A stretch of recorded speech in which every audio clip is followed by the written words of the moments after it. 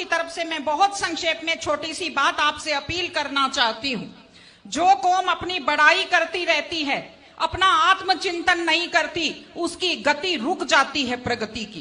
पहले भी बात कही गई, लेकिन मैं 3 चीजों की तरफ आपका ध्यान दिलाना चाहती हूं। हमारी युवा पीढ़ी बड़ी आकर्षित हो रही है।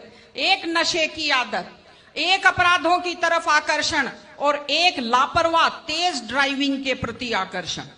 नशे का तो ये हालत है, मैं देखती हूं इसको बुराई नहीं समझते, लोगों ने इसको फैशन समझना शुरू किया है। फेसबुक पर बड़े शान से डालते हैं, भाइयों फलाने भाई के 2 दुकानें निकल गई हैं। तो क्या ये प्रसाद बांटने की बात है?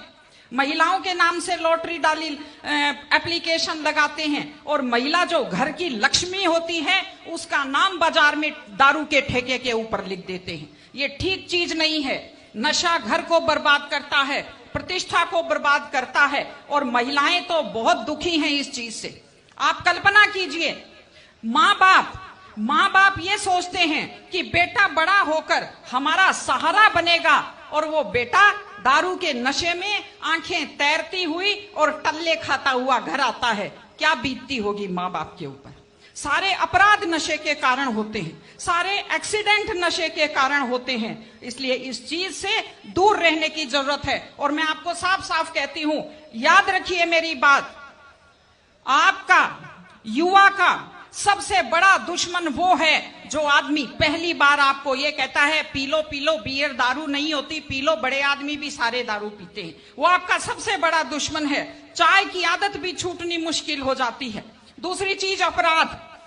एक खास चीज जो मैंने देखी बड़ी नकारात्मक, अपनी जाति के अपराधियों का पक्ष लेना शुरू कर दिया है सबने। पितर बना दिया है अपनी जाति के अपराधियों को। ये अपराधी खुद बर्बाद होते हैं और अपने पीछे पूरी युवा पीढ़ी को बर्बाद करते हैं।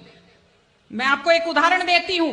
एक ऐसे शख्स, एक ऐसे खिलाड़ी दिल्ली के, जिन्हें आज मेडल जीते हुए लोगों की गिनती में होना चाहिए था पहलवानी में, अपराध के कारण आज दिल्ली में जेल की सलाखों के पीछे बैठे हैं। ये हमारे लिए दुख की और शर्म की बात है।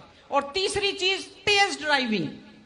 1 लाख युवक, बाकी बड़े उम्र के लोग अलग हैं, 1 लाख युवक जान गंवाते हैं हर साल लापरवाह ड्राइविंग के कारण। आप सोचिए, 25 साल लगते हैं एक बच्चे को पालकर बड़ा करने में और 25 सेकंड में लापरवाह ड्राइविंग के कारण वो लाश में बदल जाता है। क्या बीतती होगी उस मां के ऊपर जो अपने जाते हुए बेटे की पीठ देखती है और आते हुए बेटे का मुंह नहीं देख पाती। आप लोग क्या सोचते हैं, अगर आप अपनी पावर दिखाना चाहते हैं तो मिल्खा सिंह की तरह तेज दौड़िए, या कि आप नीरज चोपड़ा की तरह, देवेंद्र झाझड़िया की तरह आप तेज भाला फेंकिए मोटरसाइकिल का कान मरोड़ने में, या तेज गति से कार भगाने में कोई बहादुरी नहीं होती। अगर आप सोचते हैं कि आप बड़े हैंडसम और डैशिंग दिखते हैं तेज गाड़ी भगाते हुए, आप डैशिंग हैंडसम नहीं दिखते, आप लापरवाह दिखते हैं, आप बेपरवाह दिखते हैं, आप बेवकूफ दिखते हैं। इसलिए कम से कम सड़क पर जब भी गाड़ी चलाएं, आप ध्यान से गाड़ी चलाइए। आपकी जिंदगी आपके माता पिता की भी है।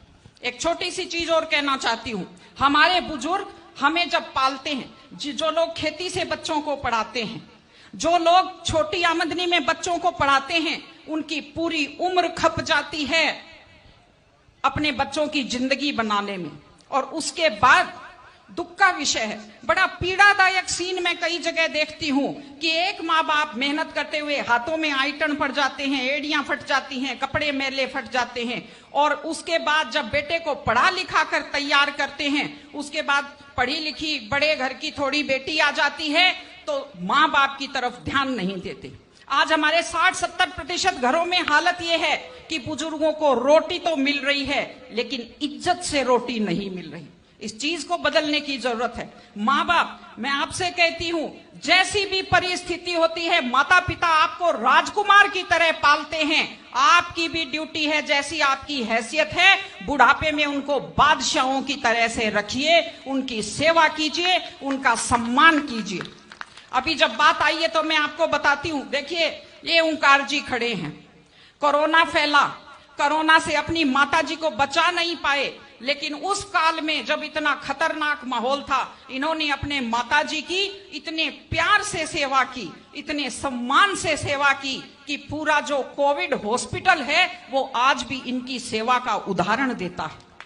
इस तरह से माता पिता की सेवा कीजिए, वो अपनी जिंदगी आपके लिए कुर्बान कर देते हैं। और माताएं बहनें बैठी हैं, एक छोटी सी लास्ट बात जो मैं कह रही हूं, बेटियों को समझदार बनाइए, बेटियों को बेटा मत बनाइए, क्योंकि बेटे तो लापरवाह होते हैं। बेटियों को समझदार बेटी बनाइए, जब वो घर से बाहर जाती है तो उसको समझाइए कि वो साथ अपने घर की इज्जत लेकर के जाती है। बेटियों को समझाइए कि कैसे लोग मीठी मीठी बातों का जाल लेकर शिकारियों की तरह से घूमते हैं। और अपनी बेटी को संस्कार दीजिए कि वो जिस घर में जाए अपने सास ससुर की सेवा करे। आजकल मैंने नया ट्रेंड देखा है, बेटियां माँ मम्मी की तो बहुत चिंता करती है लेकिन सास की चिंता नहीं करती हैं। ये गलत चीज है। औरत घर की धुरी होती है। अगर वृद्ध लोगों की चिंता नहीं करेंगे तो हमारे वृद्ध लोगों को सुरक्षा कैसे मिलेगी, उन्हें सम्मान कैसे मिलेगा, इनकी जिंदगी खुश कैसे होगी। इसलिए कोई भी कौम तभी आगे बढ़ती है जब वो संस्कारवान हो, जब वो मेहनती हो, जब वो शिक्षा पर ध्यान दे। हमने ये सब किया है, मैं आपको बधाई देती हूं, लेकिन आगे इन सामाजिक चीजों